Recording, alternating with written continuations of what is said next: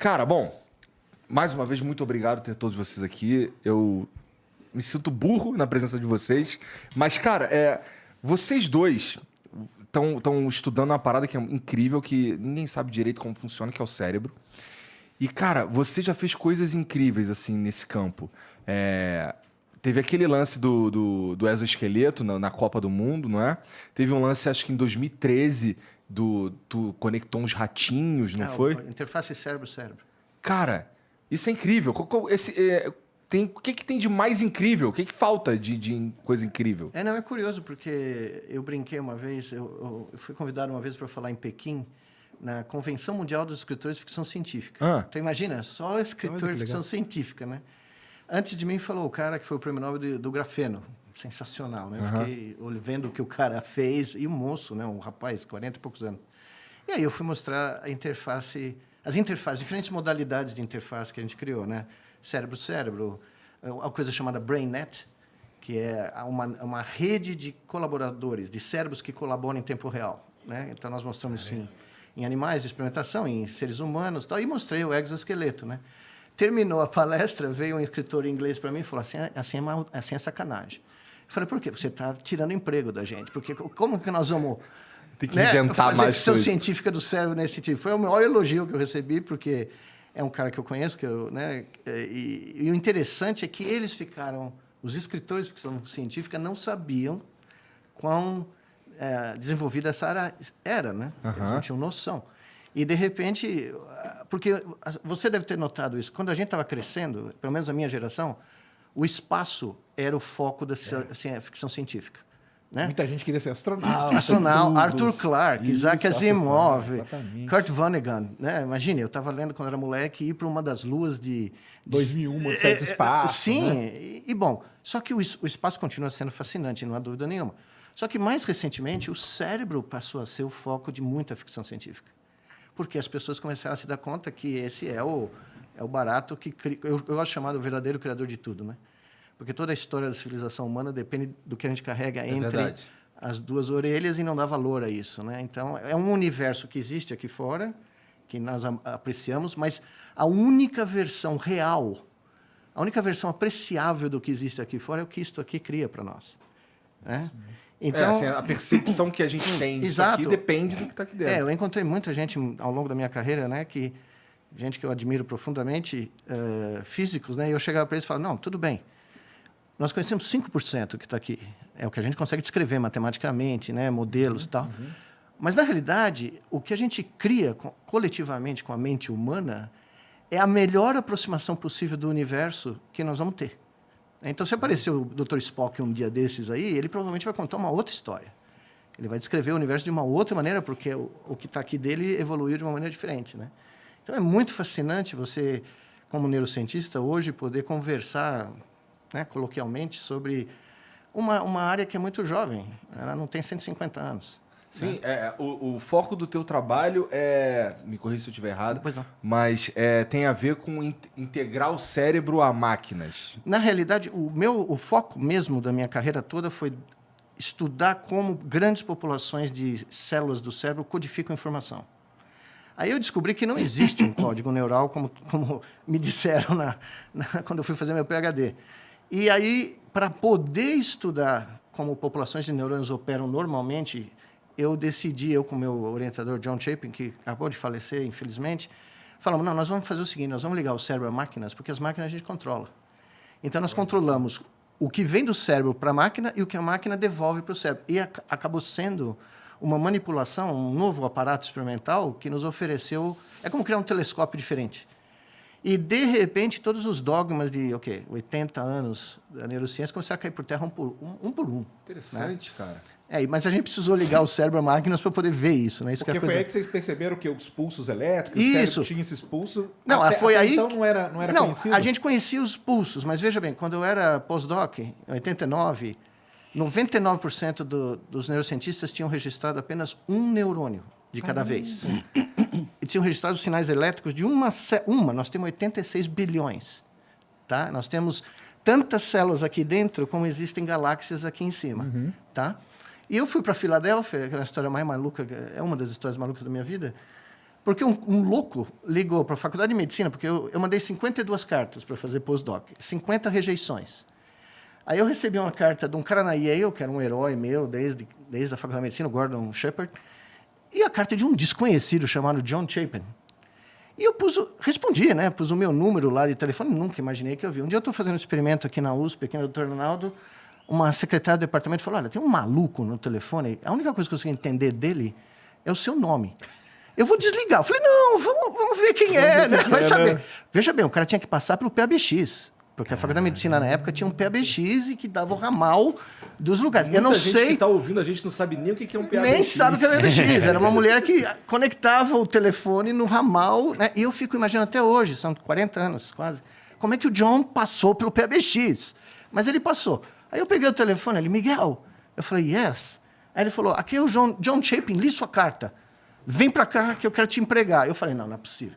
50 rejeições. Um cara da Filadélfia, que não era um cara conhecido na época, ficou muito depois conhecido, né? E o que ele queria fazer era registrar 100 neurônios simultaneamente. Caramba! E nós fomos os 2 primeiros seres humanos, eu nunca vou esquecer essa noite, nós vimos 50 juntos. Caramba, que demais. Nós operamos, criamos tudo. Até então, a gente só tinha conseguido ver um. Então, imagina você ouvir um coral de uma voz. E, de repente, você entra na Sala São Paulo, pela primeira vez, e ouve 50 vozes do coral cantando ao mesmo tempo. E não era só isso, eram em diferentes regiões do cérebro. Então, eu estava de madrugada lá fazendo isso, né? Porque ninguém tinha background médico no nosso time, só eu. Uhum. Então, para fazer a microcirurgia, a neurocirurgia que precisava fazer, né? Ninguém sabia fazer. E como eu tinha treinamento, eu inventei uma cirurgia para pôr os eletrodos em diferentes lugares. Montou eu às 3 da manhã, com um computador Eclipse, com 64 KB de memória, né? Incrível. Monitor verde, e de repente começou a aparecer 48 linhas, que eram os disparos. É como você ter um radiotelescópio que você pela primeira vez vê uma, né? E no que eu tô isso, toca o telefone, que ainda era telefone fixo, né? Era o John Chapin. Deu certo? Eu falei, deu. O cara despencou, ele morava em New Jersey. Ele despencou às 4 da manhã. Você estava onde? Eu estava na Filadélfia, no centro da Filadélfia, perto do estádio dos Eagles, né? Do Philadelphia Eagles, né? Que é o time lá.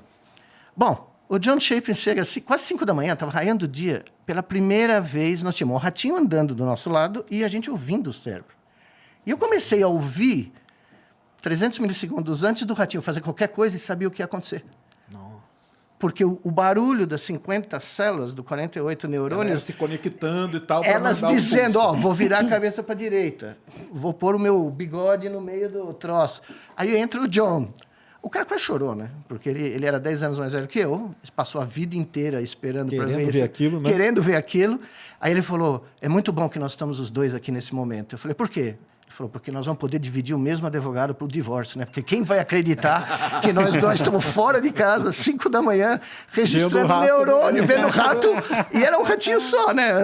Nós ficamos até, sei lá, 8, 9 da manhã, e no dia seguinte, foi uma das coisas mais emocionantes da minha carreira, né? Quando espalhou a notícia pela universidade que nós tínhamos feito, eu apareci umas 3 da tarde, né? Estava morto, né? Quando eu entro no departamento, estava lá o John explodindo champanhe. Gente que eu nunca ouvi falar, me cumprimentando. Gente que nem olhava na minha cara quando eu passava no corredor, né? Porque foi um desses momentos que mudou, né? Mudou. A partir daí, o que pôde ser desenvolvido com a gente conseguir ver mais do que um neurônio? Então, aí nós fomos crescendo, nós fomos os primeiros a registrar 50, fomos os primeiros a registrar 100, 500, 1000 e 2000. Caralho. Então já estava virando Shark, né? E sempre tinha uma champanhe guardada em algum lugar na hora que o troço der certo. Quando a gente viu que nós estávamos registrando 100 neurônios, essa é outra história muito doida. Nós estávamos num joint lá do famoso, chama Geno's, que é onde se faz o cheesesteak da Filadélfia, que é o sanduíche mais famoso dos Estados Unidos, que é o X-tudo, tá? É o filé lá com queijo, tomate, escambau de bico, e é na saída da cidade, onde tem um monte de caminhoneiro. E nós estávamos lá falando, o que nós vamos fazer com isso? Nós temos uma mina de ouro, mas ninguém tinha analisado, para você ter uma ideia, não tinha métodos estatísticos, matemáticos, para analisar 50 células ao mesmo tempo. Até então você tinha só detectado o pulso, né? Isso, você só tinha o pulso de um neurônio. Isso. De repente você tinha 50 pulsos acontecendo. Então, correlações, toda sorte de padrões, né, espaços temporais. Aí nós estamos comendo um cheesesteak, e eu não me lembro bem quem... Foi um de nós dois, ou os dois ao mesmo tempo, falou, vamos ligar os nossos ratinhos, os nossos macacos... Eu já estava na Duke aí, né? Vamos ligar os nossos bichinhos com robôs. E vamos ver o que é necessário para um bicho controlar um braço robótico, uma perna robótica, um carro elétrico, né? E aí alguém falou, mas o que nós vamos chamar isso aí? E o John tinha barba também, né? Ele era a minha cópia, 10 anos mais velho. Nós viramos e falamos, bom, vamos chamar de interface. Brain Machine Interface. Aí levanta um caminhoneiro atrás de mim com X, tudo, né? Em tudo que é lugar da barba, vira para nós e fala, that's a great name. Ou seja, nós tivemos o peer approval, foi instantâneo, entendeu? O cara estava ouvindo a conversa, pensando, tem dois malucos aqui. Pensando, né? Imagina o que o cara estava pensando. Meu. E foi no dia que nós, para você ter uma ideia, no dia que nós publicamos, primeiro nós publicamos em rato, né? Um ratinho controlando um braço robótico. Foi um troço, mas era rato, né? Os caras falaram, não, mas é rato. Tem que fazer algo mais, né? Macaco. O dia que nós publicamos o trabalho na Nature com os macacos controlando robôs tridimensionalmente, fazendo movimentos tridimensionais, né? E nós pusemos o macaco na Duke, um macaco na Duke controlando um robô do lado da Duke, ali 5 metros de distância, e um robô no MIT. Então, ao mesmo tempo, o macaco controlou 2 robôs separados por sei lá quantas centenas de quilômetros, né? Nós chegamos no simpósio de neurociência, na Sociedade de Neurociência, naquele ano, era no meio das eleições presidenciais. Um comentário, esse é um dos estudos mais maravilhosos da história das neurociências. Muito obrigado. Da história, disparadamente. Assim. Você lembra marcou minha vida, viu? Opa, é bom saber.